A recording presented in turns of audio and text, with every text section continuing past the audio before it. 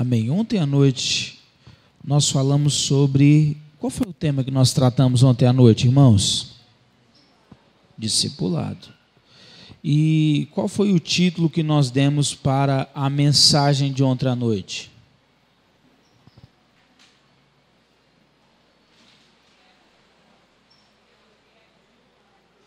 O desafio de seguir. Discipulado é um desafio. Eu quero apenas relembrar você para que a gente possa dar sequência.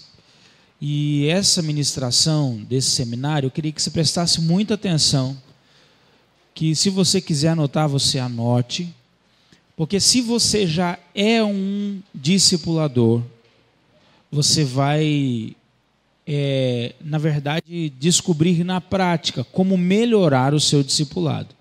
Se você ainda não é um discipulador, você vai descobrir como ser discipulado e como realmente se livrar de situações da sua vida que estão te prendendo ou te perseguindo há muitos anos.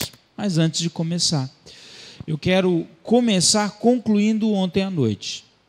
Eu disse algo que talvez você não entendeu, ou se entendeu, eu quero te relembrar. Existe uma diferença entre evangelismo e discipulado. São duas coisas diferentes. O evangelismo é essencialmente importante para a vida da igreja. Uma igreja, irmãos, que só é igreja dentro da igreja, não é igreja. Nós precisamos, como cantamos, proclamar a salvação. Nós precisamos sair daqui nessa noite decididos a dizer: Senhor, envia-me. Envia-me para as nações, envia-me a ser bênção, me faz ser luz aonde eu estiver. Isso é tudo. Nós precisamos estar desejosos.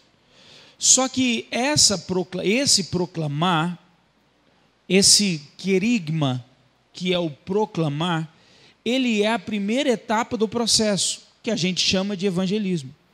Mas do evangelismo, do novo nascimento para uma conversão, a palavra conversão é mudança de mente. Você precisa de ser ajudado. Você precisa enxergar áreas da sua vida que, se alguém não estiver perto de você e dizer: olha, isso não confere, isso não está na Escritura, pode ser até que depois de 20 anos você vai aprender sozinho. Mas o meu pai dizia o seguinte, que o tolo, ele nunca aprende.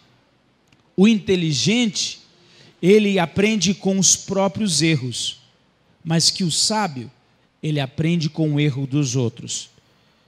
Eu não sei se você é tolo, eu não sei se você é inteligente, mas o meu desejo é que todos aqui sejam sábios, que aprendam com o erro dos outros e aprendam de uma maneira prática, sendo ajudado. E é isso que nós chamamos de discipulado.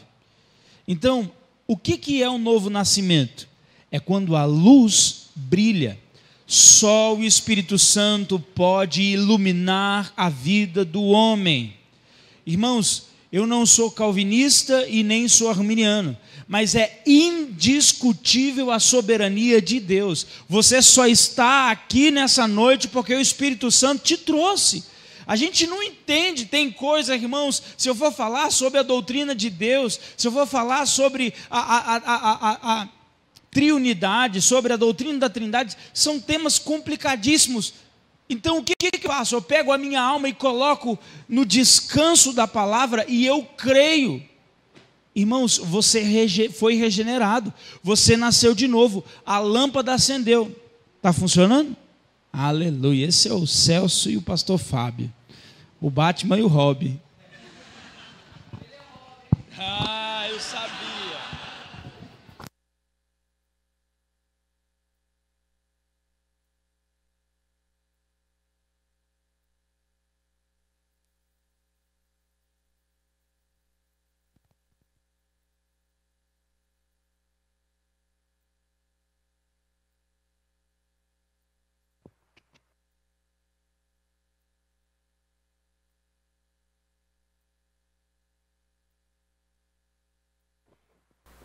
Ok. Ó, funcionou. Muito bem. Eu fico mais à vontade aqui. Vamos lá. Então, o Batman e o Robin, né? Terrível. Isso não vai sair da minha cabeça até o final da pregação. Esquece o Batman e Robin. Então, nós precisamos crescer, amadurecer. E o processo é o discipulado. Você precisa decidir ser ajudado. Então, se eu resumisse a palavra toda de ontem, toda, eu diria para você que toda a mensagem se resume em uma: decisão. Pare de botar a culpa nos outros. Ah, não, a culpa é da igreja. Não, a culpa é do pastor. A culpa é do ciclano, do beltrano, a culpa é do meu pai. A culpa é dessa cidade. Por que eu nasci aqui? Você nasceu aqui porque Deus tem um plano para a sua vida. E chegou a hora de você entender isso e decidir ser transformado pela palavra de Deus. E o caminho é o discipulado. Amém? Então, eu só quero fazer agora de maneira muito prática, citar alguns pontos. Primeiro, o discípulo, ele escolhe alguém para ser o seu discipulador com um critério. Você vai ver a vida de Deus nessa pessoa. Você está aqui nessa igreja porque de alguma maneira o Espírito Santo te atraiu e você vê fluindo desse altar a vida de Deus. Amém, irmão? Você escolhe o seu discipulador porque você vê vida de Deus nele. Ele não é perfeito. Deixa eu dizer algo para você. Não existe ninguém perfeito. Segunda coisa, o desafio de seguir começa com a decisão. Quem é que vai decidir seguir? Você. Então, você viu a vida de Deus em alguém e você decide: eu vou caminhar. Outro ponto que eu quero considerar.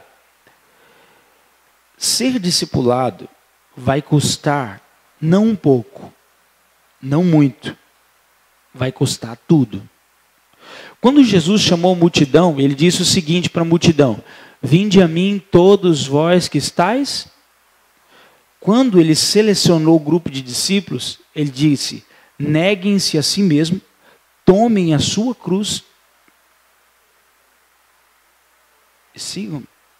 Então, irmãos, você ser discipulado de verdade vai te custar tudo. Hoje, eu pastoreio algumas igrejas no Brasil. A minha residência seria em Brasília. Eu tinha que morar em Brasília. Porque a igreja que eu caminho de perto, que eu pastoreio de perto, é em Brasília. Mas hoje, porque eu tenho esse entendimento, eu moro em Trindade. Eu viajo toda semana a média de 600 quilômetros só para ir para a igreja. Tem gente que sai daqui, vai para o bairro do lado e acha que está pagando um preço muito alto. Olha para o seu irmão e fala: você não entendeu nada. Pastor, por que você está falando isso?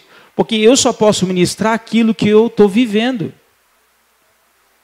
Então, para ser discipulado pelo meu pastor, que eu decidi, Deus me mostrou, o pastor José Rodrigues é o meu pastor. Eu não meço esforços. Eu viajo 300 para ir, 300 para voltar. Às vezes eu estou no fim do mundo. Verdade. Pego um avião, vou, volto, venho e pago um preço. Olha para o seu irmão, sorria para ele e fala assim: que preço você está disposto a pagar? A última consideração que eu gostaria de fazer de ontem à noite ainda. Você vai ter que ter paciência comigo hoje, tá? Hoje eu vou ser mais professor do que nunca. Mais fleumático do que nunca. Porque eu quero que você entenda. A minha desenvoltura não vai ajudar, mas eu sei que o Espírito Santo está trabalhando aí no seu coração agora. Então vamos lá. Do mestre, do professor, do discipulador, vai vir um alimento. Por isso que é importante você escolher a pessoa certa. Já pensou se você escolhesse o Valdomiro para ser o seu discipulador, irmão? É isso que você quer para sua vida? Daqui uns dias você está usando um chapéu, Érica.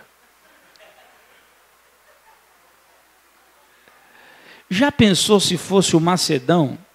Eu estou citando exemplos gritantes. Mas então você escolhe a visão que você se adequa. Porque o alimento vai vir de lá. Agora, da mesma maneira que é tão importante o alimento que está vindo, presta atenção, porque isso cabe a nós, a mim e a você. A fome vem do discípulo. Da mesma maneira que o mestre tem que ter comida para dar, conteúdo, alimento, da mesma maneira que você deseja, você precisa ter fome, desejo de aprender. A maioria que não sabe o que é passar fome. A gente come de 3 em 3 horas. Eu estava no Quênia esses dias. Eu fui numa tribo que as pessoas comem de 3 em 3 dias. E a gente fica falando, não, eu não consigo passar de 3 horas. Meu irmão, lá é por necessidade. Sabe, eu quero essa fome, não física, mas essa fome espiritual. A pergunta é, e você? Você quer isso? Você quer ter fome de Deus?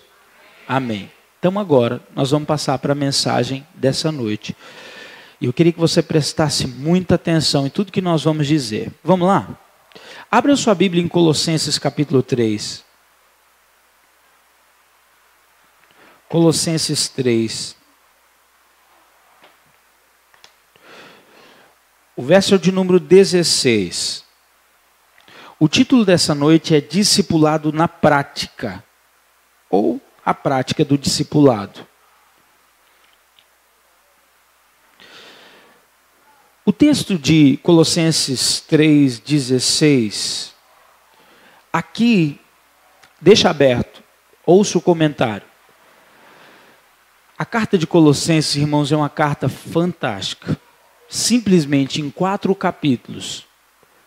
Esses 4 capítulos, eles são tão profundos que já há alguns anos eu venho estudando esses 4 capítulos. Esses 4 capítulos me levaram na lona. Porque quando eu comecei a estudar palavra por palavra dessa pequena carta, eu descobri que eu não sabia nada da Bíblia. A abordagem de Paulo tem um propósito.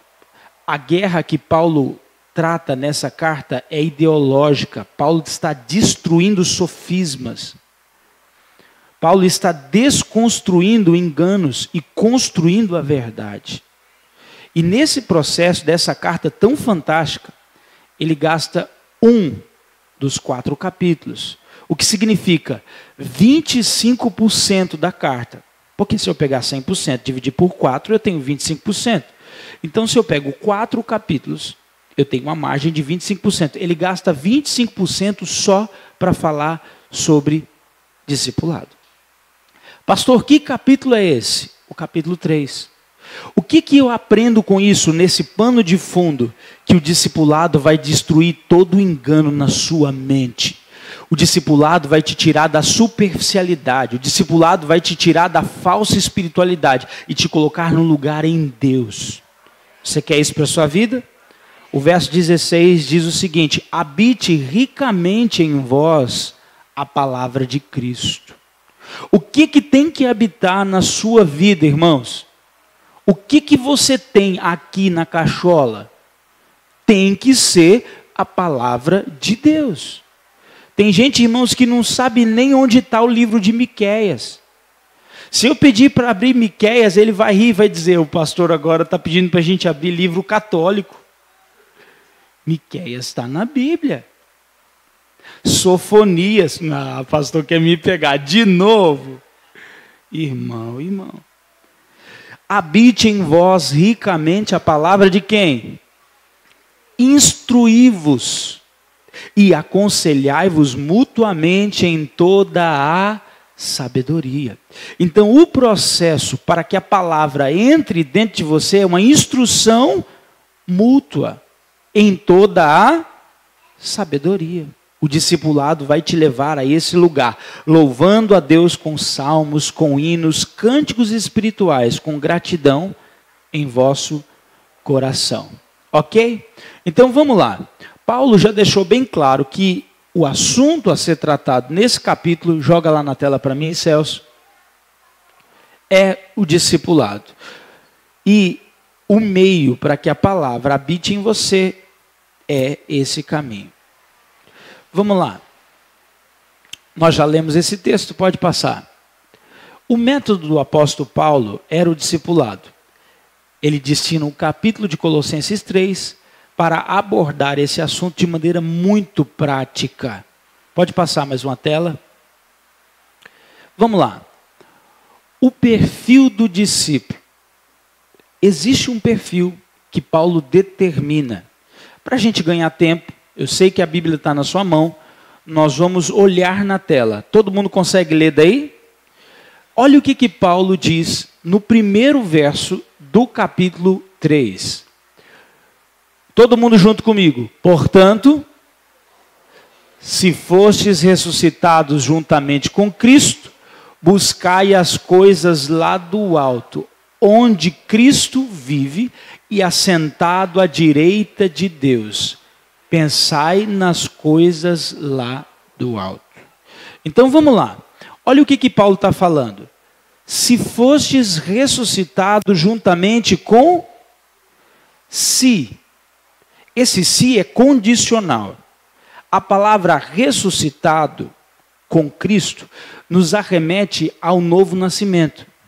Porque nós nascemos biologicamente e a partir do momento que você morre para o mundo e decide viver uma vida para Cristo, o Espírito Santo te ilumina e agora você renasce ou regenera. O que significa? Discipulado não é, irmãos, uma atividade terapêutica, filosófica, mas o discipulado é para quem nasceu de novo. Então, a primeira característica para você começar um discipulado com alguém é identificar, nasceu de novo. Não adianta, irmãos, a gente tentar mudar um porquinho. Se a natureza não mudou, não tem jeito. Pastor, o que eu faço? Irmãos, ora. Você não pode começar um discipulado com uma pessoa que não nasceu de novo, porque ela precisa de ser evangelizada.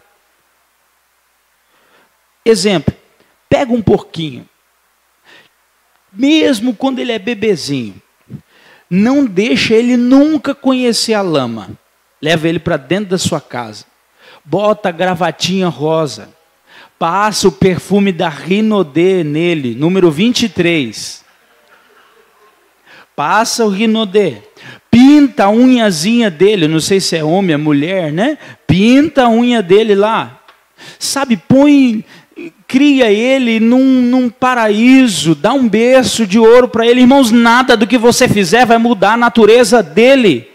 A primeira oportunidade que você der, ao abrir a porta e de longe ele vê a lama, tenha certeza que a natureza dele vai levar ele para a lama. Então o discipulado, irmãos, não é um método que a gente aplica em pessoa que não nasceu de novo, mas o Espírito Santo iluminou. Ei, está na hora de você ser discipulado. Agora, se o Beltrano ou o Ciclano acha que tudo é normal, mesmo tendo 10 anos de igreja, é possível que ele não nasceu de novo. Pastor, mas ele faz parte do louvor. Irmãos, eu não quero saber se ele faz parte do louvor. Pastor, mas ele até prega. Irmãos, eu não quero saber se ele prega. A grande questão é que se tudo para ele ainda é comum, tudo da velha vida ainda é normal. Ai, pastor, eu gosto tanto do Leandro Leonardo. Meu irmão, Leandro Leonardo não edifica a sua vida. Ah, pastor, mas eu acho que não tem nada a ver. Não nasceu de novo. Pastor, crente pode beber vinho? Aí você pega a Bíblia, mostra e tal, insiste e tal. Olha, não tem comentarista, nem o Nico, se todo mundo está entendendo, né? Nem o Nicodemos consegue convencer o abençoado. Deixa ele, irmão. Ele não nasceu de novo. O que a gente vai fazer com a pessoa dessa? Agora, para ser discípulo, a lâmpada acendeu.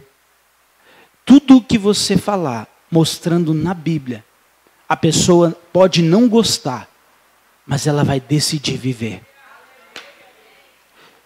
O grande problema é que a gente encheu um ônibus, levou para uma chácara. Passou 3 dias tremendo.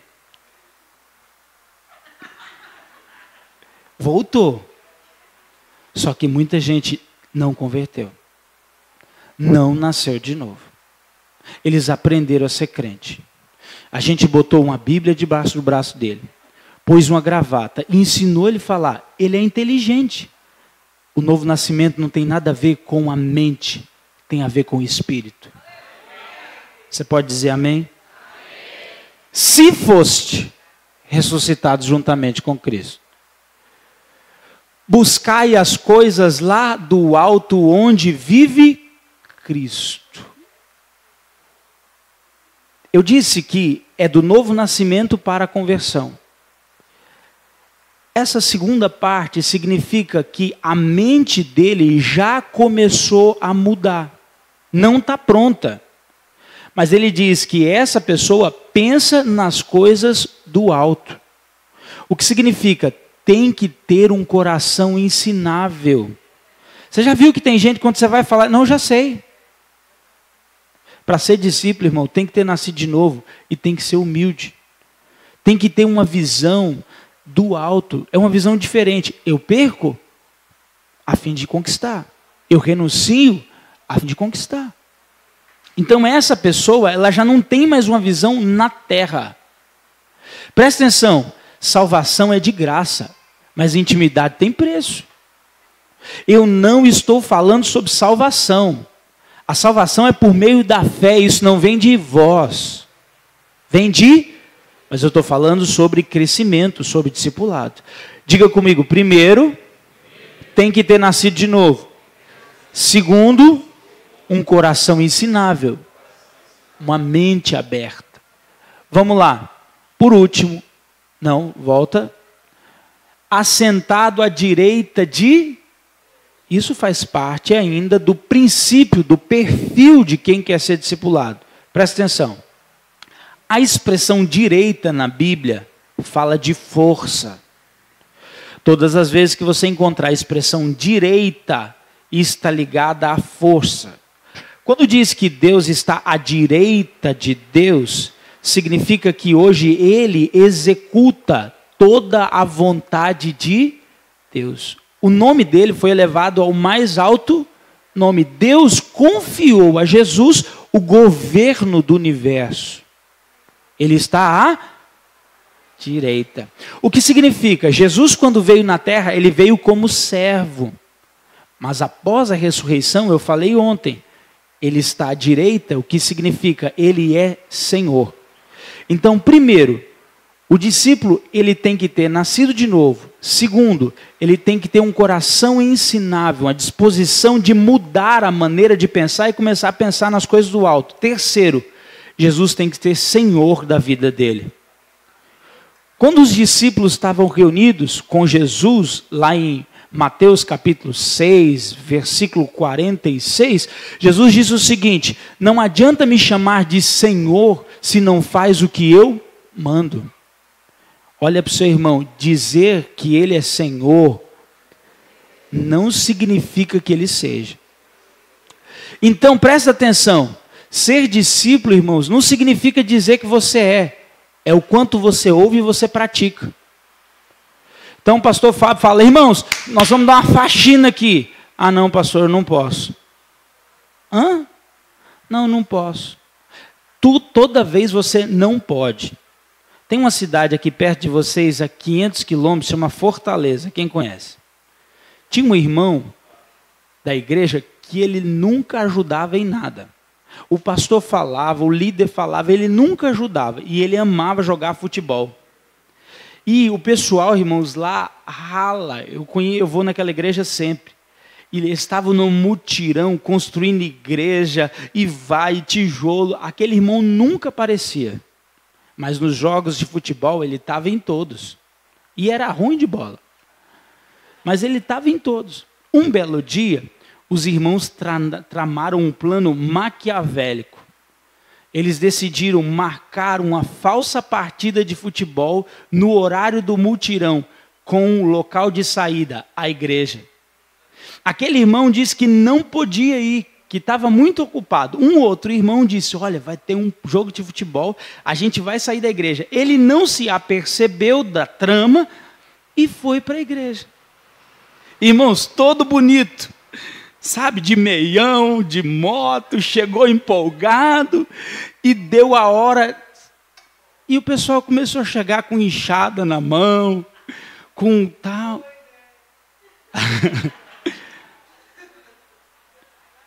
Aí o irmão pegou e falou, uai, e o jogo? Aí os irmãos caíram matando. Falou, quer dizer que você não podia, mas para jogar bola você pode. Meu irmão, esse cara entrou na carne, ficou possesso, falou palavrão, pegou a moto e mais uma vez foi embora. Tem muita gente, irmãos, que só quer o venha nós. O discipulado, para que você realmente entre nesse caminho, Jesus tem que ser Senhor da sua vida. Você precisa desistir de viver para você e agora passar para viver para Cristo. Amém? Quantos querem isso? Tem um problema. Observe que na tela eu fiz questão de destacar uma palavra. A palavra é portanto. Todas as vezes que você começar um texto e você encontrar palavras como essa, por seguinte, portanto, deste modo, então, sendo assim, essas palavras, elas não podem, elas são um alarme na Bíblia, que elas não te jogam para frente, mas elas te jogam para trás.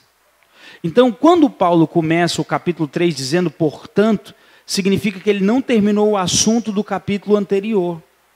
Então, ele diz que o discípulo, ele tem que ter nascido de novo, ele tem que ter uma mente transformável, um coração ensinado. Jesus tem que ser o Senhor da vida dele. Por quê? Vamos ver, passa a tela. Portanto, olha o dedinho lá, me levou para o capítulo anterior, que é o capítulo 2. Passa a tela. Olha do que Paulo está tratando. Se morreste com Cristo para os rudimentos do mundo, porque como se vivesses no mundo, vos sujeitais às ordenanças. Não manuseis isto, não proveis aquilo, não toque aquilo outro, segundo preceitos e doutrinas de homens. O que significa isso? O discipulado não é uma carta escrita, sabe, um formatinho pronto. Não, mas como eu disse, é exatamente o que Paulo está falando. Tem que ter nascido de novo. Porque senão tudo o que você vai aprender não passa de doutrina de homem. Qual que é o problema, irmãos, de pessoas que não nasceram de novo tentarem ser discipuladas?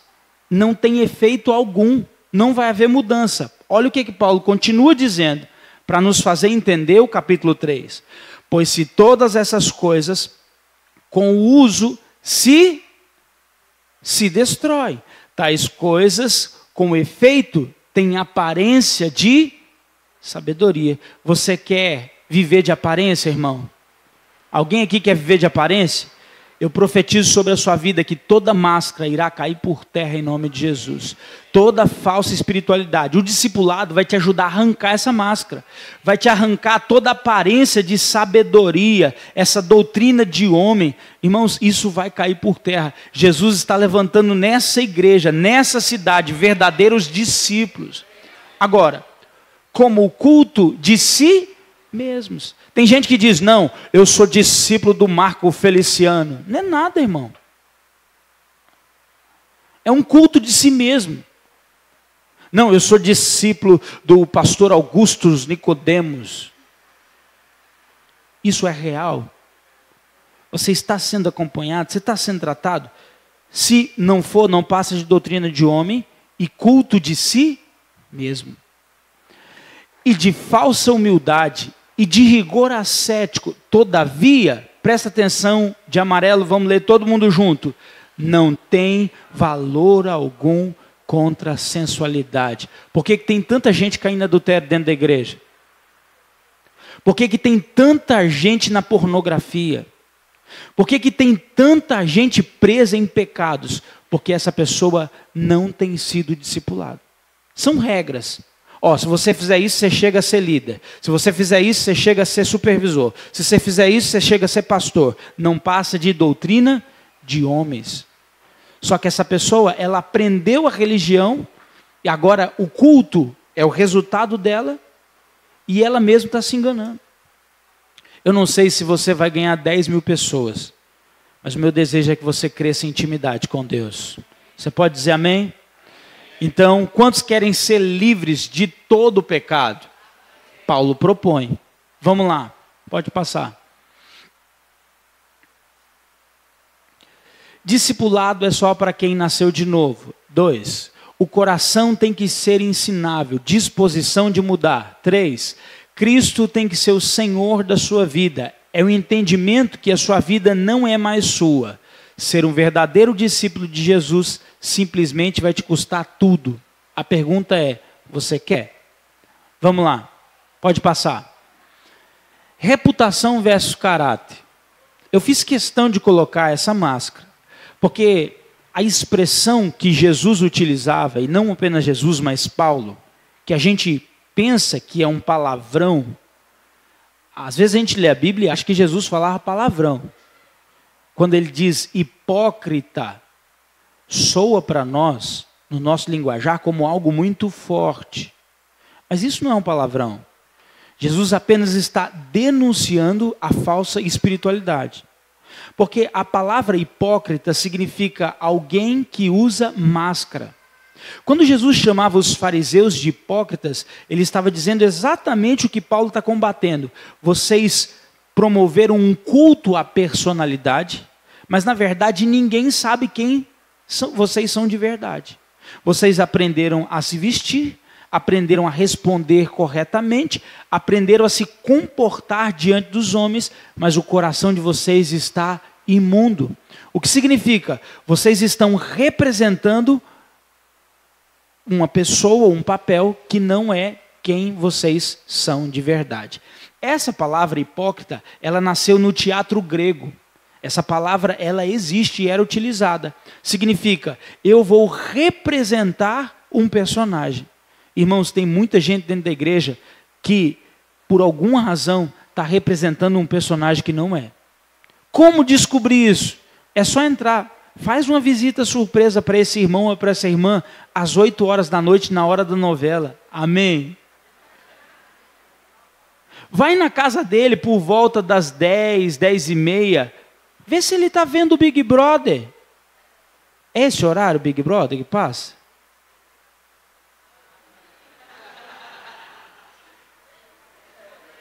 Pega o histórico dele, pega o histórico dela. Faz uma blitz, toma o celular da mão dele. Qual que vai ser a reação?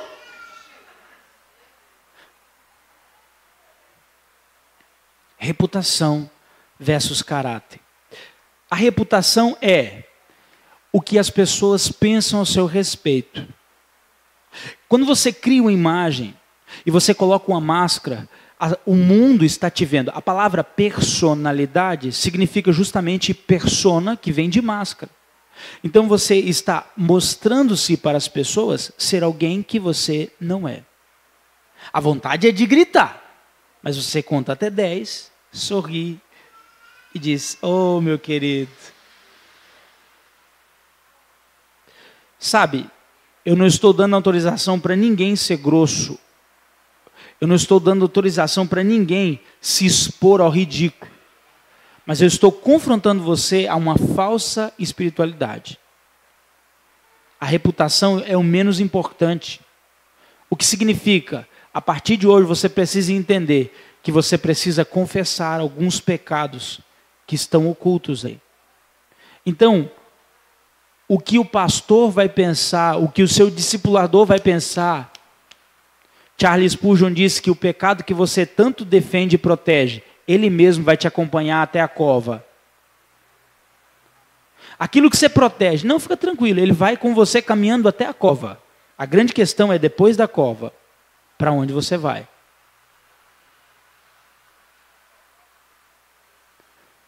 Pode passar. Caráter é quem você é de verdade. O discipulado é essa proposta. Pode passar. O verdadeiro discipulado consiste em um relacionamento sincero e sem máscaras, onde o discípulo, eu, tem o papel fundamental de abrir o seu coração. Lembra-se que na mensagem anterior eu fui incisivo, pastora Selma, como é que é a palavra incisivo? Resoluto, firme, repetitivo, ao dizer que a decisão é sua. De quê? De abrir o seu coração a fim de ser ajudado. Você tem que decidir acabar com a reputação e realmente ser ajudado, não sou eu. Irmãos, eu tenho um detector de mentira. Essa canetinha aqui que eu comprei, entendeu? Eu pergunto, tá tudo bem, Mariana? A Mariana diz, tá. Gabriela, tá tudo bem? A luzinha começa a piscar assim, ó. Tá. Irmãos, infelizmente, eu aprendi a ler as pessoas. A minha experiência pastoral é pouca. Mas talvez a intensidade com que eu me entreguei para a obra nos últimos 15 anos. Sabe, eu sei quando um pastor está mentindo, e eles são os mais espertos. Eu sei quando alguém está mentindo. Mas eu me limito aonde a pessoa deixa eu entrar. O discipulador não pode abusar emocionalmente da pessoa que o segue. Porque se eu te confrontar num lugar que você não decidiu ser tratado, isso não serve de nada. Se você for pego em pecado por mim, depois de 5 anos no pecado, dificilmente você vai mudar. Eu acompanhei um caso recente de um irmão que ele caiu num pecado, irmãos, terrível. E aquele irmão, após cometer o pecado, ele me ligou na mesma hora. Ele me ligou no mesmo instante. Ele estava saindo do quarto de onde ele estava. Foi um pecado sexual. Ele estava desesperado. Ele já tinha pecado, ele já tinha errado. Ninguém sabia, ninguém tinha visto ele. Ele me ligou chorando. Sem fôlego, sem força. E dizendo, pastor, eu errei. Pastor, eu acho que não tem jeito para mim. Eu acho que não tem jeito. Eu errei. Irmãos, esse irmão foi completamente restaurado. Porque ele não esperou uma semana, ele não esperou nada. Ele não esperou nada. Ele decidiu confessar. Há uma promessa de prosperidade para aqueles que confessam e deixam o pecado. Mas há maldições estabelecidas para aqueles que conservam em oculto as suas práticas pecaminosas. Quanto vale para você a reputação? Vamos lá. Pode passar a tela. Paulo, no verso 9, eu quero ser muito cuidadoso, não numa tentativa de forçar o texto de Paulo, mas no verso 9, olha que interessante o que Paulo está dizendo. Não mintais uns aos... Só que Paulo não está falando só sobre a mentira, Max. Mas quando você pega o capítulo, você vê que ele está falando sobre discipulado. Então ele está falando que você não deve mentir, verdade? Mas o texto, com o contexto, me dá margem para interpretar da seguinte maneira: que num processo de discipulado, onde eu vou ser questionado na minha vida espiritual, oração, família, santificação, eu não posso mentir para o meu discipulador. Mentindo ou omitindo. Então, onde eu quero chegar com isso? Quando eu pergunto para alguém se essa pessoa está bem e ela me diz que ela está bem, o que significa? Ela não abriu a porta do coração, só que ela está mentindo. Observe que no verso 16, Paulo fala que esse discipulado, essa instrução é mútua. A mesma expressão ele utiliza, não mintais uns aos outros. Então, essa mentira é a mentira, mas também é a omissão num processo que eu tenho que tirar as minhas máscaras. Alguém me entendeu? Pode passar? Não minta para o seu volta. Não minta para o seu discipulador. Abra o seu coração hoje, se for necessário. Quando você for questionado por alguém, presta atenção. Eu não estou dizendo que você vai contar da sua vida para todo mundo. Eu estou dizendo que você encontrou alguém que você confia. E aí você entende que aquela pessoa pode te ajudar. E você já está seguindo essa pessoa. E nesse processo, antes que você seja questionado, procure e abra o seu coração. E, se você for questionado, abra o seu coração e fale toda a verdade. Quanto menos tempo você ocultar, mais chance você tem de ser ajudado. Vamos lá, pode passar. Essa libertação é por meio da palavra, não é outra. Ali eu fiz questão de colocar essa imagem, ela falou muito comigo. Essa imagem, ela soa para nós um juramento. É ou não é? Não parece uma confissão que está sendo feita? E eu gostei muito dessa imagem porque é mútuo. É um processo onde eu me submeto à palavra de Deus. E eu assumo um compromisso. Eu quero andar de acordo com a palavra. Me ajuda? Te ajudo. É junto que nós vamos. Pode passar. Então, o discípulo que deseja crescer, ele precisa ser direto, expondo as suas fraquezas sem rodeios, indo direto ao ponto. Eu gosto do exemplo de Arão. Quem lembra de Arão, o irmão de Moisés? Eu não vou pregar sobre esse texto, mas eu preciso te trazer à memória. Moisés sobe para o monte, fica lá 40 dias com Josué, o povo fica aqui embaixo. E o povo diz, Moisés, constrói um ídolo para nós. Arão, monta, o que ele faz? Ele recolhe a oferta, ele pega ouro de todo mundo. E ele constrói o que, irmãos? Um bezerro de ouro. Olha a maneira fantasiosa de confessar o pecado. Moisés ouve o barulho, descobre que havia pecado e desce. Quando ele chega lá, há um confronto direto a um povo que não estava arrependido. É aquilo que eu falei. Se eu descobrir e você não estiver disposto a confessar, não adianta nada. Você vai fantasiar o pecado. Aí, quando Moisés diz para Arão, o que você fez? Ele diz, foi o povo que você me botou na mão. Olha para você ver. Terceirizou a culpa. Irmãos, a maioria das vezes, quem não está arrependido terceiriza a culpa. Não, mas não foi eu não, foi ela. Foi. Segundo, além de terceirizar a culpa, na maioria das vezes, a pessoa que não se arrependeu, ela fantasia o pecado. O que Arão diz? Olha, eu não sei o que aconteceu, Moisés. Eu peguei o ouro, joguei no fogo e de repente saltou lá de dentro um bezerro. Lê o texto. Lê o texto depois na sua casa e você vai ver que é fantasioso a confissão de Arão. Você imagina? Não, irmão, teve que ser esculpido. Eu tenho foto no meu computador desse bezerro. Ele foi esculpido. Mas ele disse, não, o povo que você me deu ouro, eu só joguei no fogo e saiu um bezerro. Você já entendeu. Vamos lá. Qual é a área frágil da sua vida? Onde está doendo agora? O que tem feito você tropeçar toda vez?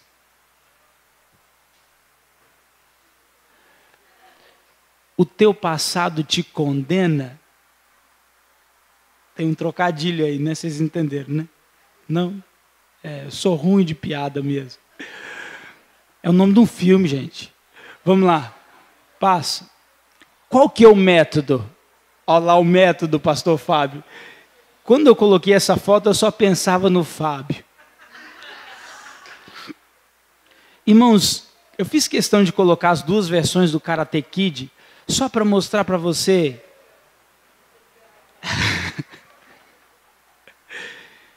que é disciplina. Quem assistiu Karate Kid? Não é um processo que um anjinho vai passar na hora do culto com a asa no seu rosto. Não. Tem que ter garra. Tem que ter coragem. Você vai ter que enfrentar os seus medos. Você vai ter que enfrentar o leão. E é possível que vai ter retaliação. É possível que vão invadir a sua academia. Vão quebrar tudo, vão dar uma surra no velhinho. Mas no final nós vamos ganhar essa medalha. No final Satanás vai perder. E você vai sair como um vencedor. Vamos lá. Pode passar. A proposta é encontros semanais. Você está sendo acompanhado por alguém? Não deixa o tempo passar.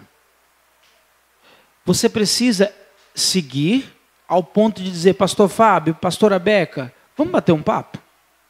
Assim, não está tudo errado não.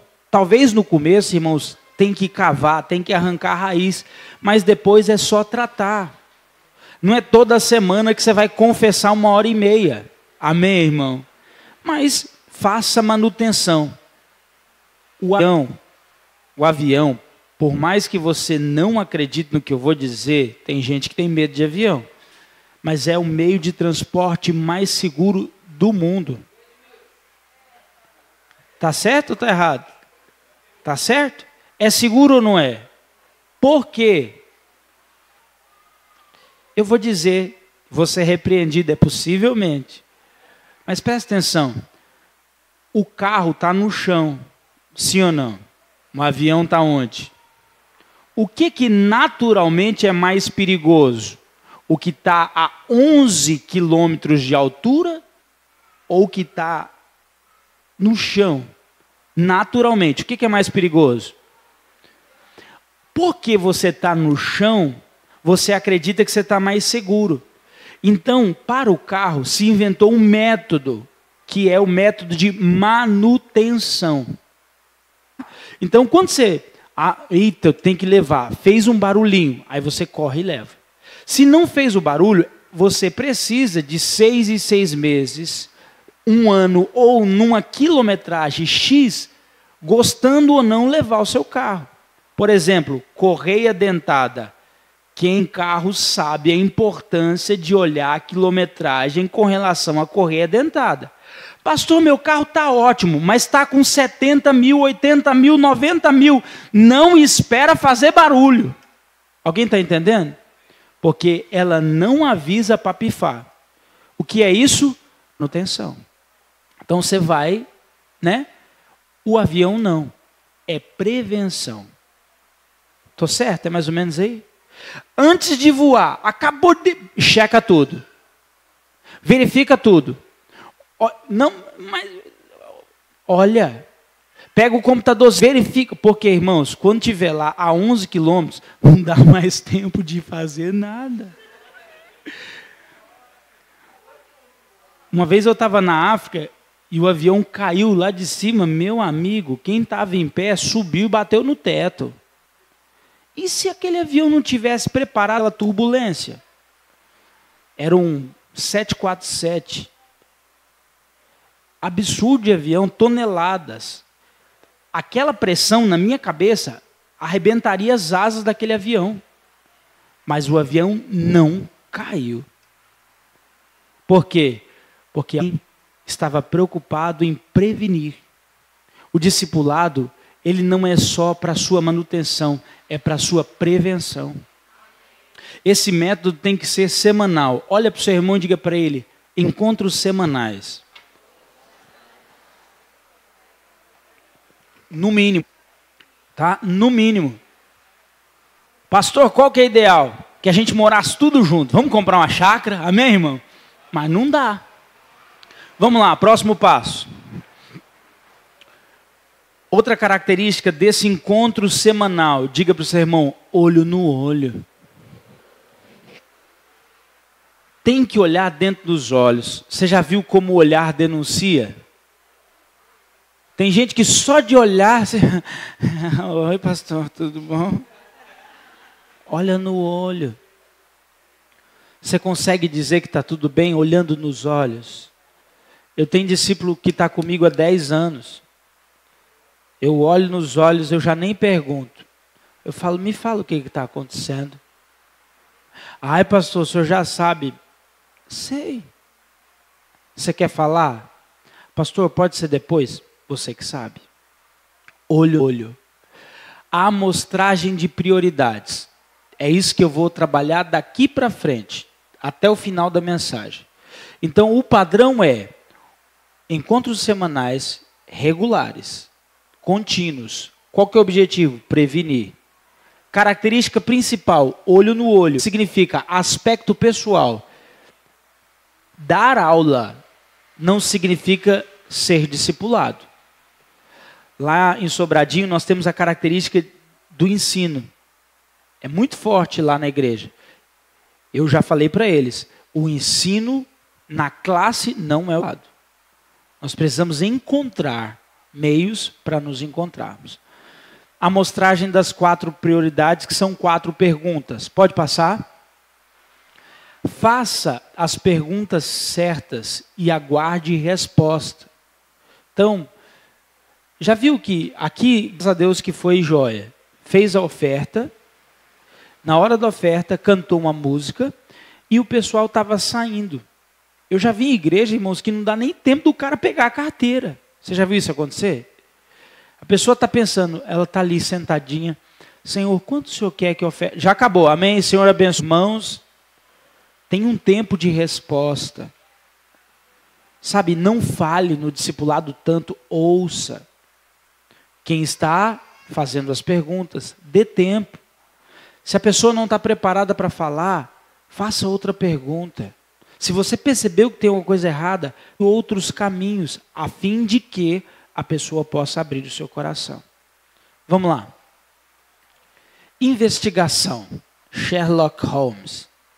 Vamos lá. Como é que é isso? Pode passar? Paulo trata esse assunto, volta lá rapidinho. Só quero fazer esse comentário.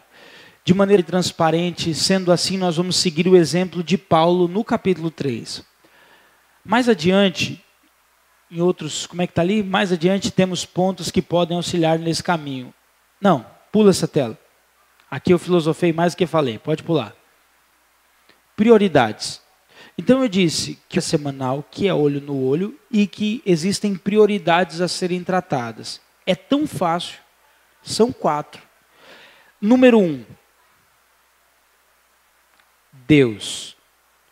No processo do discipulado verdadeiro, antes de perguntar qualquer coisa, que pergunta que você vai fazer para a pessoa?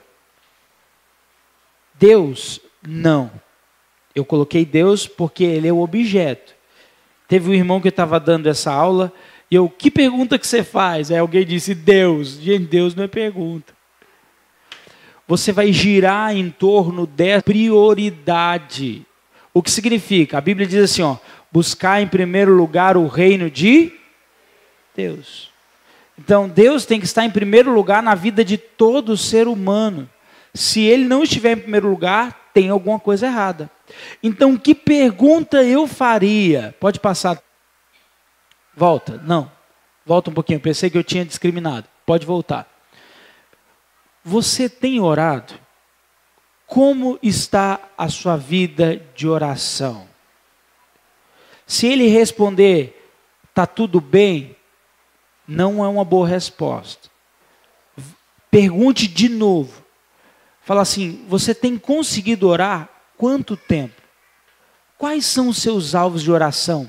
Deixa eu te ajudar a orar. Você está orando? Qual é a causa que você está apresentando diante de Deus?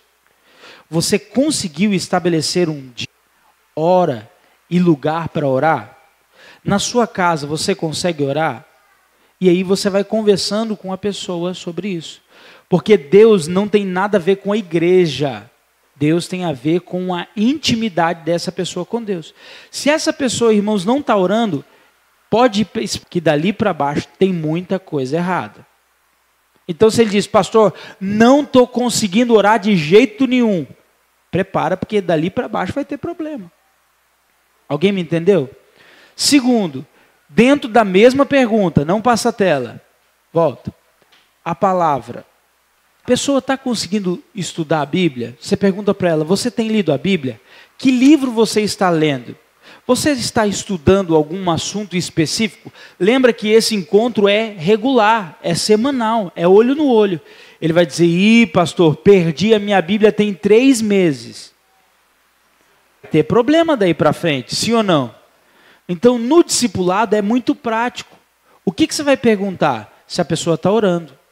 Depois, se ela está lendo a Bíblia. O que ela está lendo? O que Deus está falando com ela, possivelmente já é a resposta. Do que ela precisa ser tratada. Porque o santo já está trabalhando. O que você vai ajudar? Provavelmente, ela está pensando em pregar o que Deus está falando com ela. Mas o discipulador vai fazer ela viver o que Deus está falando com ela, para depois ela pregar. Alguém me entendeu? Diz amém. Ah, pastor, Deus está falando comigo sobre santificação. Pastor, eu preciso de pregar domingo à noite sobre santificação. Me fala um pouco mais sobre o que Deus está falando com você. Há uma luz piscando, porque o Espírito Santo está trabalhando. Santificação, né, do processo, daqui a pouquinho eu vou abrir um pouquinho mais, a gente vai dando o passo de maneira cirúrgica aqui, eu preciso de mais uns 25 minutos, tá bom? Tem paciência comigo hoje. Não apenas a oração e a palavra, dentro do primeiro pré-requisito, da primeira prioridade, você tem que avaliar. A pessoa está orando 2 horas por dia. Ela está lendo a Bíblia regularmente. Mas ela não está conseguindo se santificar. Ainda está no primeiro ponto. É possível de que ela não está sendo sincera na oração. Pode ser que ela está dizendo que está orando, mas ela não está vencendo o pecado. Tem alguma coisa errada aí. Porque o fruto do relacionamento com Deus são os frutos do Espírito Santo. Alguém me entendeu? Então pode, eu não estou dizendo que é regra, mas pode ser que ela está dizendo que está fazendo, mas o coração dela está muito distante da prática. Ela vem orar por obrigação na igreja. Ela agora faz, talvez ao invés de diminuir na oração, ela... Você já viu que tem gente que sai da vigília e acha que é melhor do que todo mundo? Aqui não tem isso, amém? Não, eu passei a noite no monte, Deus está falando comigo, aleluia, fogo em você! Não, irmãos, quando você sair do monte, do tempo com Deus, você tem que estar menor. Se você é orgulhoso, você está relacionando com outra pessoa menos com Deus. Se a palavra não está diminuindo você, tem alguma coisa errada. Então aí o discipulador precisa entrar, porque ele vai fazer uma avaliação. Se não há santificação, pode ser que há um problema na prática espiritual. Pode ser que ela está pensando em pregar antes de viver. Então, diga comigo, a pergunta a respeito de Deus, vamos lá todo mundo, a pergunta a respeito de Deus está ligada às práticas espirituais e a realidade espiritual. Deu para entender? A prática é a oração e a palavra. A realidade é o nível de santidade que essa pessoa está vivendo. Por quê? A intimidade do Senhor é para aqueles que o temem.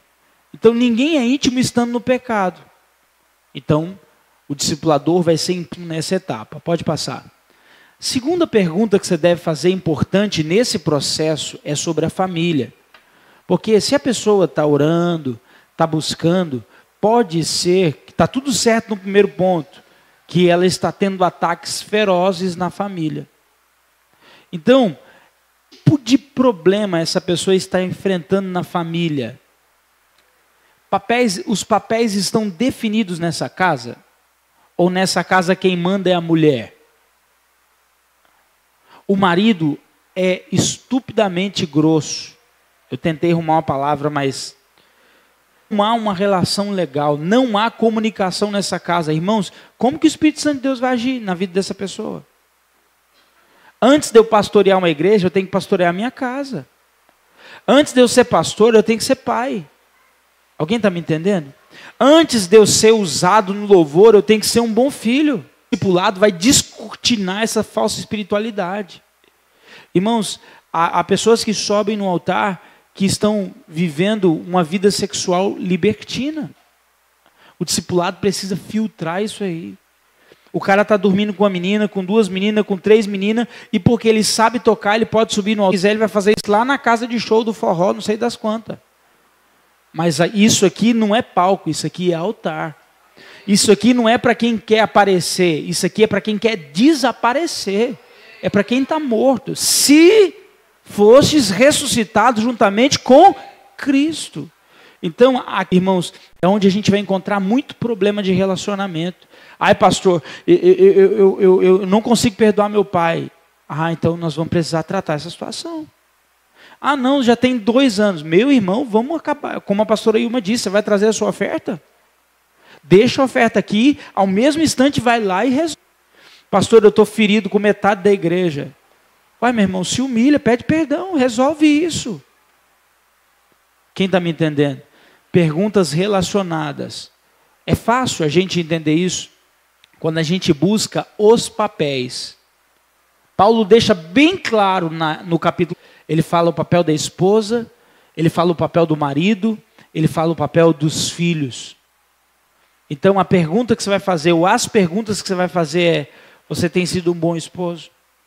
Você tem amado a sua esposa? Como é que está esse relacionamento? Quem entendeu diz amém. Identificar os pontos conflituosos. Pode passar.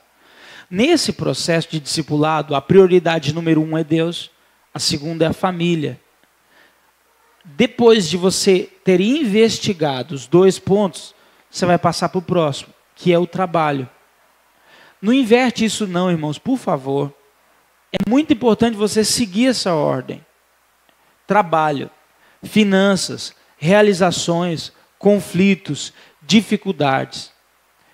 Então você conversou com a pessoa, e a pessoa está orando, está lendo a Bíblia, está em santidade. Ok. Você fez a segunda classe de perguntas.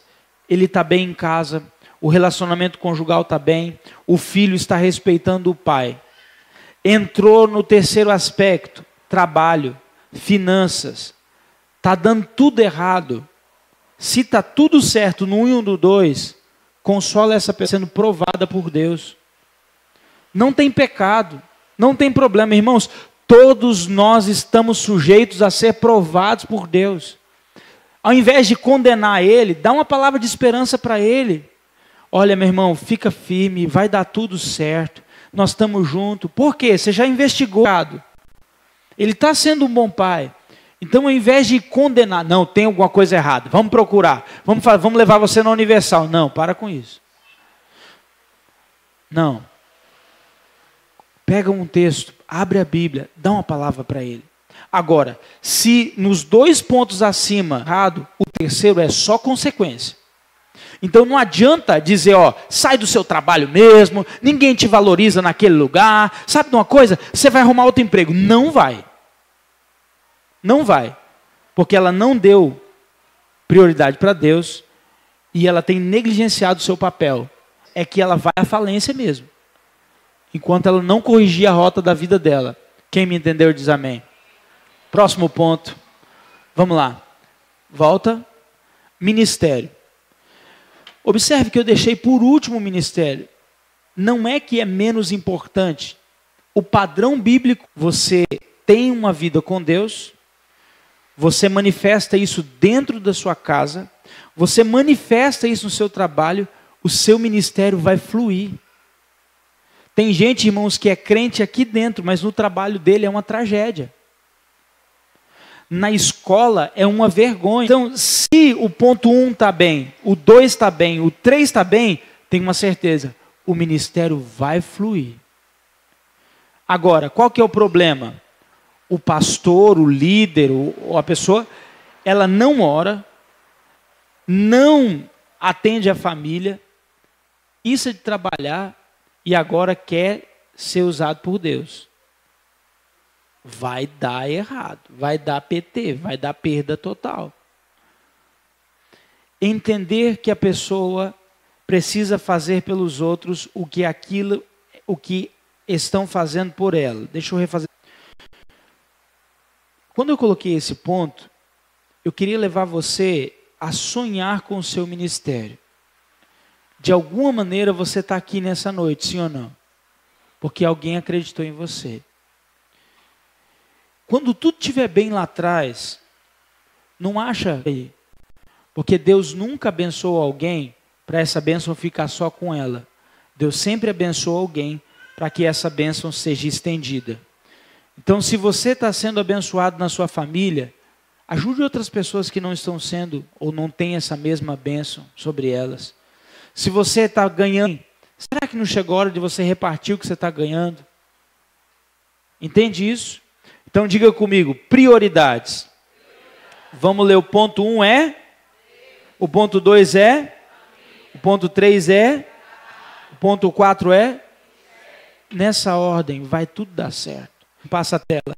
Então, no crivo das primeiras perguntas, o que vai diagnosticar se está bem é a santificação.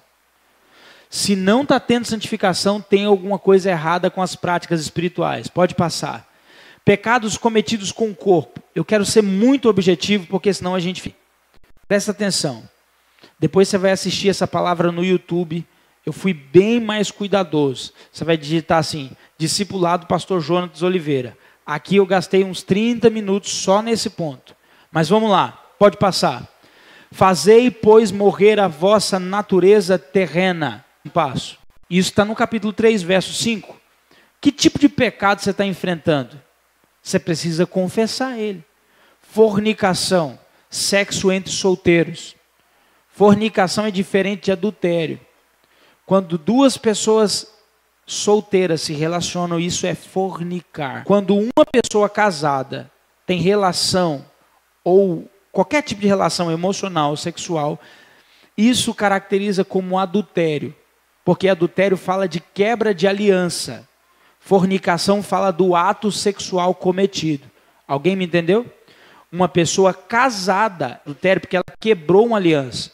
Duas pessoas solteiras, elas estão cometendo o pecado de imoralidade. Entendeu isso? Próximo ponto. Impureza, também ligada à imoralidade. Passa. Afeição desordenada. Isso está ligado, irmão, a essas paixonites, a desejos descontrolados. A moça não pode ouvir um elogio que ela está se entregando. O rapaz é um poço de carência. Teve um discípulo meu que sabe o que ele me disse? Ai, pastor, eu não sei o que acontece comigo, eu tenho tanta facilidade de discipular. Verdade? Eu olhei para ele e falei, cínico, eu também. Né? Ai, pastor, eu me sinto tão bem rodeado de mulheres. Cuidado, irmãos. Isso pode ser um laço para a sua vida. Evangelize homens, as moças, evangelize mulheres. Discipulem mulheres, discipulem homens. Hoje está tão complicado a sexualidade, né? Chama um parceiro. No caso, para discipular alguém que tem problema nessa área. Porque meu pai dizia, antigamente a gente, por outra maneira, vai dormir todo mundo na casa do Josézinho, do Zezinho. Do Zezinho. Beleza, foi todo mundo dormir lá. 5 meninas, 7 rapazes. O que fazia? Pega os meninos, tranca num quarto. Era assim ou não era? Pega as meninas, tranca. Você falou isso para mim. Falou, Jonas, hoje está tão complicado. Como é que faz? Tranca as meninas no quarto, elas se relacionam dentro do quarto. Tranca os meninos no quarto, eles ficam... Quase falei, meu Deus, me perdoa. Medindo, falei. Vocês entenderam, né? Difícil, irmão. hoje, no processo de discipulado, precisa haver transparência total. Se você está sentindo que tem um problema, converse com a pessoa e diga, olha, mais uma pessoa vai estar comigo nesse processo de libertação na sua vida. Chama um intercessor, uma pessoa de confiança, para fazer uma libertação com essa sexual ilícita que ela vem vivendo, de uma prisão na alma dela. Cuidado. Nós estamos falando de relacionamento íntimo. Se você perceber alguma coisa, conversa com a liderança. Amém? Vamos lá. Afeição desordenada. Próximo ponto. Vil concupiscência. São desejos. Isso tudo está ligado a pecados cometidos propriamente no corpo. Paulo separa essa classe. Pode passar. Avareza. Irmãos, a avareza precisa ser tratada. A pessoa consegue comprar um iPhone de 3 mil reais. Esse aqui, né? Você está me condenando já, né? Mas eu nunca comprei um iPhone, você acredita? Mas Deus faz uns negócios mistérios. Quem quer unção de iPhone aí? Ah, você gosta de coisa boa, né? Segura. Guardar isso no bolso. Quase que eu dei agora. Presta atenção. Raja, liberta, Senhor.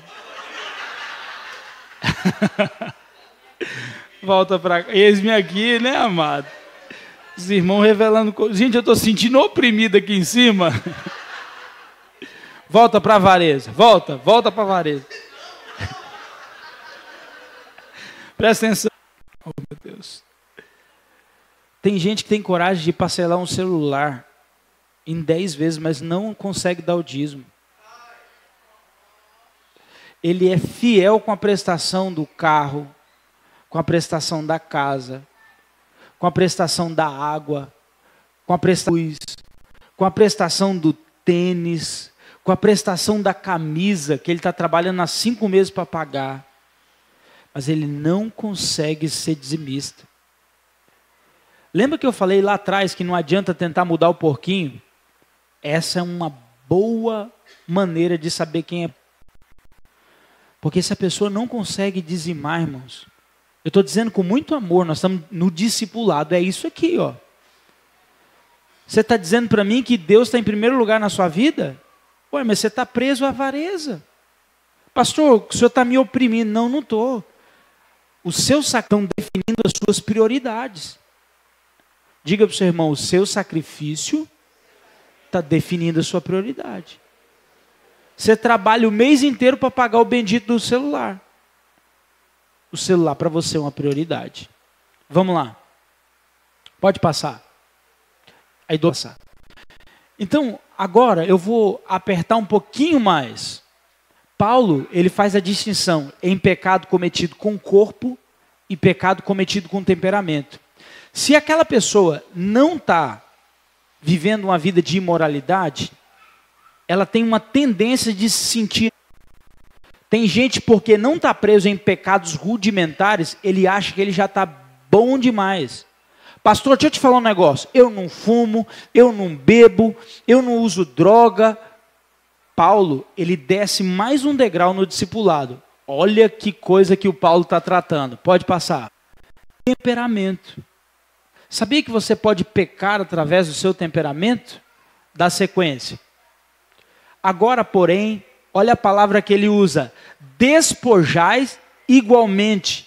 Ei, o portanto te levava para trás. O igualmente te leva para trás com as coisas no mesmo lugar, no mesmo nível. O Paulo, quando usou a palavra igualmente, ele está dizendo o seguinte: quem comete um adultério, ele está em pecado.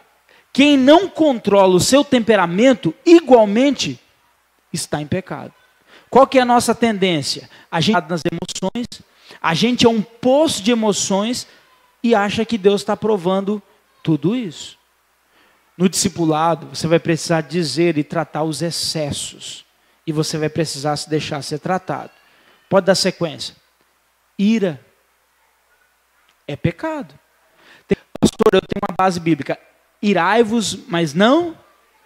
Então, pastor, eu posso irar. Irmão, presta atenção. Você pode irar, mas você não pode viver irado. Tem gente que usa esse versículo como pretexto para justificar a ignorância deles. Mas eu sou assim mesmo, é o meu temperamento. Não é. A cruz tem que entrar na sua alma. A cruz tem que confrontar esse temperamento seu. Não, irmão, você pode irar, mas não é viver irado. Tem gente iracundo dentro da igreja. Tem gente possesso. Tem gente que é o filho dele. Cólera. A cólera está ligada ao temperamento colérico. O que é isso? A ira está ligada com o sanguíneo. A cólera está ligada com um colérico. Ele fala e não mede palavras. A pessoa irada, ela fala. A ira está mais ligada à fala. Você já viu algumas... Não vou dizer que são as irmãs, amém, irmãs? Algumas pessoas cutucadas, elas não conseguem parar de falar. Elas vão repetindo, elas vão ofendendo, elas vão buscando no vocabulário da má educação palavras piores. Elas não conseguem se calar. São pessoas iradas. Quem não consegue dominar a língua, ele está... Alguém me entendeu? Agora, o colérico é aquele que sofre de cólera. É aquele que não precisa falar, mas ele tem coragem de matar alguém. Ele tem coragem de dar o prejuízo. Irmãos, eu estou falando de crente. Coragem de ir lá e fazer o que for necessário. Cólera, pecado, malícia. Há pessoas dentro da igreja que ainda seduzem. Comportamentos insinuantes. A pessoa está cantando, a pessoa está ministrando, sensualizando. Deixa eu te falar uma coisa. Existe uma diferença muito grande entre unção e sedução. Existe uma diferença muito grande entre unção e sedução. Pastor, como é que eu descubro o que é unção? É se você pegar uma palavra, e se você precisar sentar, e se você precisar somente ler esse texto, a unção vai quebrantar todo mundo. Agora tem gente, irmãos, que aprendeu. Eita Deus, o negócio vai acontecer aqui nessa noite. Deus está aqui. Impressionar quem? Se Deus estivesse aqui, estava todo mundo caído no chão, irmão. Deus não precisa ser anunciado. Agora a gente aprendeu maneiras de emocionar as pessoas. Eu não estou dizendo que você não pode falar alto. Eu não estou dizendo que nós vamos ter que ficar aqui tudo tranquilo. Mas a unção rompe barreiras. Olha para o seu irmão e pergunta para ele: você tem seduzido as pessoas? Isso pode ser biblicamente ou pode ser relacionada realmente a uma sedução. Irmãos, tem igrejas que aqui não está acontecendo, eu estou observando aqui, mas há igrejas que as irmãs não se comportam. Se a sua discipuladora disser que a sua calça está apertada demais, ao invés de você ficar brava com ela, agradeça. Se o seu decote está grande demais, ao invés de você trocar de igreja, cria vergonha na cara e troca a blusa. Ninguém está te perseguindo. A gente quer que a igreja cresça, quer que você cresça. Amém, irmão? Olha para o seu irmão e fala: pode passar. Estamos terminando. O que é maledicência? Olha para mim.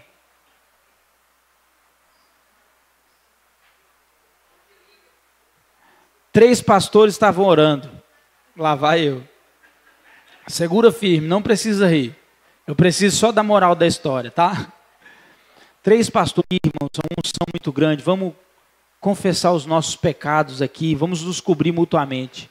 Aí um dos pastores disse: eu queria confessar para os irmãos que eu tenho olhado para algumas irmãs na igreja, e assim, elas não têm se vestido bem, e eu não tenho repreendido, porque lá no fundo eu tenho gostado. Aí todo mundo chorou e orou por ele. O segundo pastor disse: olha, eu tenho tido dificuldade financeira, e eu usei do dinheiro da igreja algumas vezes para investir em coisas que não eram pertinentes à igreja. Todo mundo chorou. Os 3 ali oraram um pelo outro. Aí o terceiro estava preocupado. Deixa eu falar um negócio para vocês. Eu estou com um problema. Tudo que eu ouço eu saio contando para os outros. O problema do irmão era maledicência, fofoca, falar mal, passar para frente, distorcer. Aqueles 2 pastores estavam com a vida complicada. Pode passar. Pensamentos impuros, pensamentos levianos. Eu gosto muito do Lutero, apesar do radicalismo do Lutero. Mas ele disse uma coisa engraçada, ou no mínimo interessante. Soa como engraçado, mas é muito profundo e interessante. Ele disse, olha, você não pode impedir que sobrevoem sobre sua cabeça. Mas você é totalmente capaz de impedir que eles façam ninhos nela. Alguém entendeu o que eu disse? É impossível alguns pensamentos não virem na sua mente. Mas é totalmente possível que você não permita. No lado você pode confessar isso. Eu tenho visto pessoas confessar tentações. Quem confessa tentação não confessa pecado. Quem confessa fraqueza não será vencido por ela. Vamos lá, estamos terminando. Palavras torpes da voz, vocês nem falar, são o que a gente chama de palavrão. Crente não fala palavrão, amém, irmão? Amém, irmão? Então, isso não há necessidade, mas você precisa confrontar essa pessoa. Um discípulo, nós estávamos reunidos, e ele, na maior liberdade do mundo, falou um palavrão. Um discípulo meu, lá de Brasília. Ele falou um palavrão na frente de todo mundo. Irmãos, o palavrão, ele revela o que está aqui dentro. Eu chamei ele, repreendi ele na frente de todo mundo. Na minha frente, nunca mais ele falou um palavrão. E eu espero que isso esteja dando sequência. Vamos lá, pode passar. Família. Parece que vai demorar, mas não vai, tá? Então, lá atrás, o crivo era a santificação. Que tipo de pecado? Está ali. Se tiver alguma desordem naquela área, tem que tratar. Na família, o diagnóstico é diferente. É restauração. O que significa? Na família, irmãos, toda família tem problema. Sim ou não? A grande questão é problemas. O marido discutir com a esposa, irmãos, deixa eu dizer algo para você, não existe casamento perfeito. Agora, quanto tempo eles estão demorando para se perdoar, aí está o problema. Então, o diagnóstico não é nunca ter problema, é o tempo que eles estão demorando para curar essa situação. O filho ofendeu-se, entristeceu, tal. Agora, qual que é a ação e reação? Pode passar. Colossenses fala sobre isso. Pode passar? Você nunca vai ser um líder se não decidir cuidar da sua casa. Pode passar? Aqui eu não vou poder entrar, mas ele vai falar sobre o papel da mulher, tudo no capítulo, o papel do marido, pode passar, o papel dos filhos, pode passar, e o papel dos pais ante aos filhos, que são duas coisas. O pai, ele tem que tratar o filho de maneira digna, e o filho precisa tratar o pai também de maneira digna. O trabalho. A ênfase do trabalho é o testemunho. Que tipo de testemunho essa pessoa está dando lá no trabalho? Então você vai medir se ele é o melhor funcionário do mês ou não. Não, pastor, lá no meu trabalho eu estou sendo perseguido. Será que você está sendo perseguido ou você é um péssimo funcionário? Com o seu discipulador. Amém? Pode passar, aqui não há necessidade. Pode passando.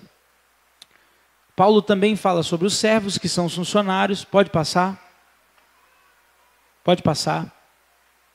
Ok. E fala sobre os empresários, que são os senhores. A palavra... Tem gente, irmãos, que só quer ganhar para si. Tem algum empresário aqui no nosso meio? Honre os seus funcionários. Há um grande perigo a gente pedir para Deus abençoar a gente, quando Deus abençoa a gente não dividir o lucro. Pecado. Então, assim como o funcionário tem que trabalhar para Deus, o patrão também tem que fazer o mesmo. Então, como funcionário, ele deve submissão a Deus, sim ou não? Agora, como patrão, ele deve prover benfeitorias como Deus provê. Deu para entender essa analogia? Vamos lá que nós estamos terminando. Último ponto. Ministério. A comissão. Que resposta essa pessoa está dando? Ela está envolvida numa célula? Célula aqui, pastor Fábio? Célula, igreja no lar. Ela está inserida numa igreja no lar? Envolvida nos trabalhos de evangelismo? Você precisa avaliar como que ela está dentro desse processo de comissão. Pode passar. Colossenses 4, 2 até o 6. Pode passar. Volta. Olha o que Paulo fala, eu quero terminar com esse texto nessa noite. Discipulado. Prático. Preservai na oração, vigiando com ações de graças. Suplicai, ao mesmo tempo, também por nós, para que Deus nos abra a porta da palavra. De falarmos do ministério de Cristo, pelo qual também eu estou algemado, para que eu o manifeste como devo fazer. Presta atenção. Portai-vos com sabedoria para com os que são de fora. E as oportunidades. A vossa palavra seja sempre agradável, temperada com o sal, para saberdes como deveis responder a cada um. Todos nós precisamos alcançar esse padrão. Se você quer alcançar um padrão ministerial, é esse aqui. Aonde você tem palavra, discernimento, vida com Deus, poder de Deus na sua vida. Amém? Eu só quero concluir dizendo para você, decida ser discipulado. Discipular alguém. 3. Não se esqueça das prioridades da vida de todas as pessoas. Esse slide vai ficar à disposição dos irmãos. Se você quiser um acréscimo, no YouTube eu gravei esse acréscimo. Você pode, o desejo é que todas as igrejas ligadas a mim, que nós possamos ter esse discipulado pessoal. Sabe, encontros regulares. Isso vai fazer com que você esteja protegido das ciladas de Satanás. Se coloque de pé. Eu quero apenas fazer uma oração. O horário está avançado. De olhos fechados. Sonda o seu coração. Que resposta você pode dar a Deus nessa noite? Que resposta você pode dar a Deus nessa noite?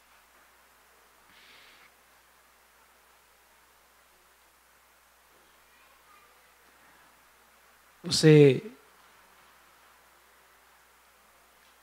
tem tantos mundanos.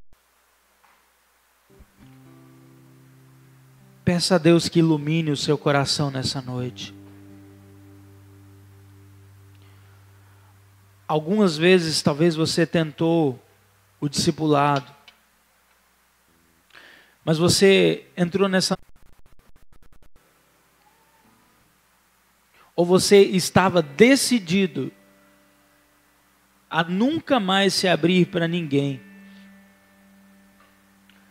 Permita que o Espírito Santo possa transformar a sua mente.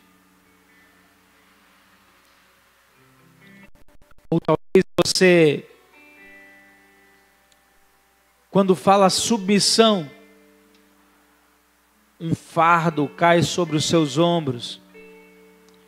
E talvez por causa da criação que você teve, talvez por causa do pai que você teve, talvez por causa dos abusos que a vida lhe proporcionou,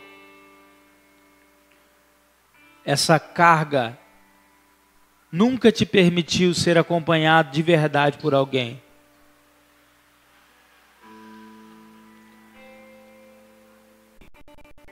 Os mais espertos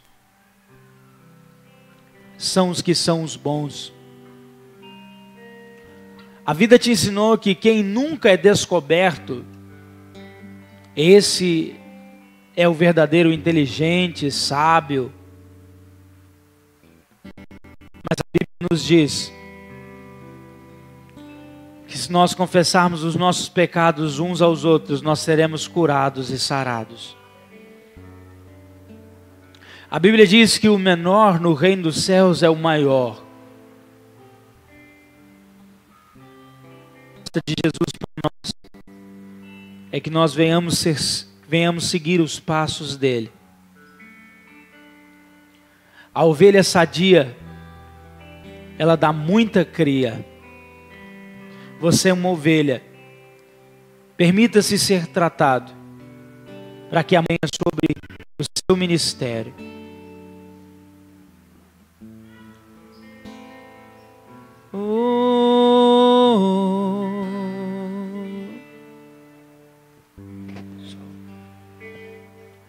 Dá-me um coração igual, meu mestre. Dá-me um coração igual ao teu, coração disposto a obedecer, cumprir. Dá-me um coração. Pela fé, você pode cantar isso nessa noite. Diga mais uma vez. Dá-me um coração igual, meu mestre. Dá-me um coração igual ao teu. Oh Deus.